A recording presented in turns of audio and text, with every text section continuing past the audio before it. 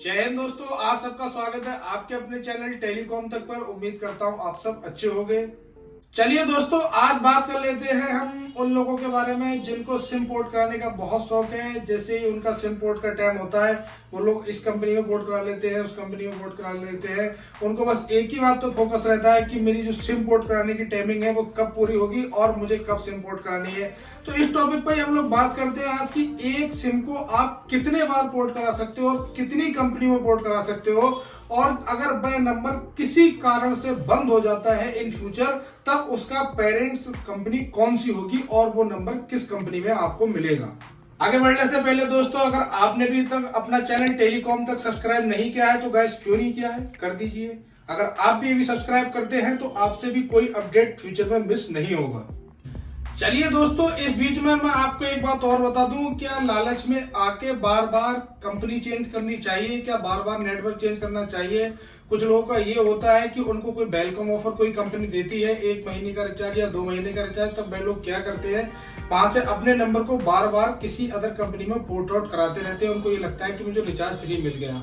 But अगर आप भी बिना किसी नीड के ज्यादा बार अपना नंबर पोर्ट कराना चाहते हैं तो आप लोग मत कराइए, क्योंकि बहुत सारे केसेस में ऐसा हो गया है कि जब बहुत सारे नंबर अधिक बार किसी कंपनी में पोर्ट आउट होता है तब क्या होता है, इनकमिंग किसी अदर कंपनी में चलती है और आउटगोइंग किसी अदर कंपनी में चलती है। इसको मैं बिल्कुल सिंपल लैंग्वेज में बता दूं आपको, तो आपकी जो कॉल आती है, अगर सपोज करो आपका नंबर एयरटेल का था और आपने उसको जियो में पोर्ट करा लिया, तो आपकी जो कॉल आती है तो उसमें आपको एयरटेल का रिचार्ज कराना पड़ेगा। लेकिन अगर आपको कहीं कॉल करनी है तो उसके लिए आपको जियो का रिचार्ज कराना पड़ेगा। ये बहुत कम केसेस में होता है, बट हाँ हो सकता है।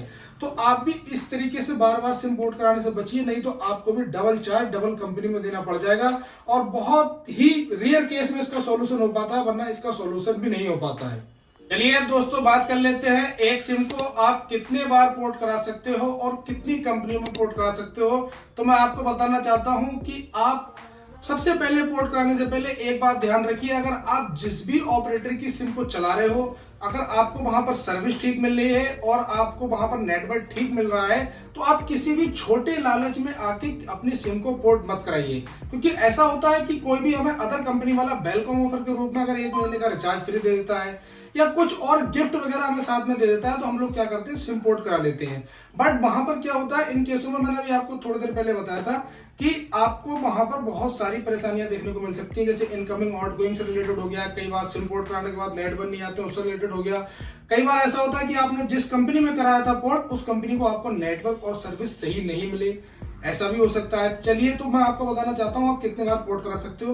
तो पोर्ट कराने की गाइस कोई भी लिमिट नहीं है। आपकी सिम के जैसे ही 90 डेज पूरे होते हैं आप किसी भी कंपनी में उसको पोर्ट करा सकते हैं, और जैसे ही फिर उस कंपनी में 90 डेज पूरे हो सकते हैं आप फिर दूसरी कंपनी में उसको पोर्ट करा सकते हैं। ये प्रक्रिया चलती रहती है। 90 डेज पूरे करिए और आप पोर्ट कराते रहिए अगर आप कराना चाहते हैं।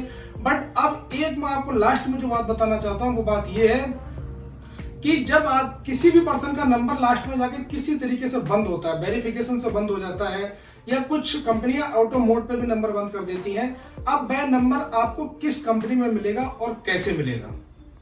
तो दोस्तों अब आप ये सुन लीजिए कि आपका जो नंबर किसी कारण तरीके से बंद हो गया तो वह नंबर आपको कैसे मिलेगा।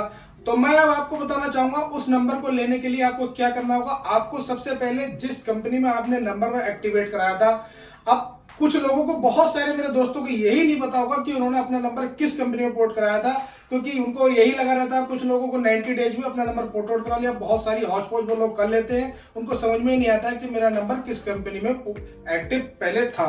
तो अगर आप भी नहीं समझ पाते हैं कि आपका नंबर किस कंपनी में एक्टिवेट था सबसे पहले, तो आप हमसे कमेंट बॉक्स में इसकी हेल्प ले सकते हैं। हम आपको बता देंगे कि आपका नंबर सबसे पहले किस कंपनी में एक्टिवेट हुआ था, किस सर्कल में हुआ था। तो अब दोस्तों ये मैं आपको बताना चाहता हूं, अगर आपको ये पता है कि आपका नंबर किस कंपनी में एक्टिवेट था तो आप उस कंपनी के आउटलेट पर जाइए, आपको वह सिम कार्ड आपका वहीं से एक्टिवेट होगा, ना कि आप उस कंपनी में जाइए जहां पर आपका नंबर करंट में चल रहा था। क्योंकि सिम कार्ड का जो पेरेंट होती है कंपनी वो वही होती है जहां पर आपने नंबर एक्टिवेट कराया था। इस केस में वही कंपनी आपका नंबर खोल सकती है। तो उम्मीद करता हूं गाइस आपको वीडियो पसंद आया होगा। वीडियो अगर पसंद आया तो लाइक और शेयर तो बनता है।